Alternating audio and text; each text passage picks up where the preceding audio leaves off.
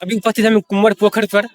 आप लोग को रोड चाहिए, रोड चाहिए, पोखर में घाट चाहिए, हाँ। और क्या चाहिए? और लैंड चाहिए बढ़िया। लैंड क्या वोल्टेज नहीं मिल रहा है? तार बदलना चाहिए, तार।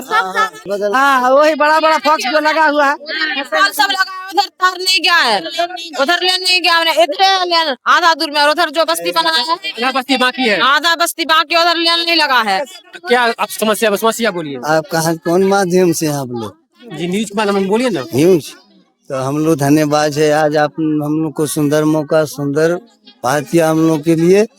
ये आज हम लोग का नीतीश मिश्रा जी पधारे हुए थे, उनसे बातचीत हुआ। कई साल बीत गए हम लोग को, यहाँ पर गुलाब यादव भी जीते, गुलाब यादव भाई भी जीत के गए। हम लोग को देखभाल के लिए कोई नहीं आया। जिस दिन से हम लोग का नीतीश मिश्रा जी जीते हैं, उस दिन से आज आए वेतन। और ये भी बोला है कि आप लोगों को अगले बरसात तक ये दिन नहीं देखना पड़ेगा।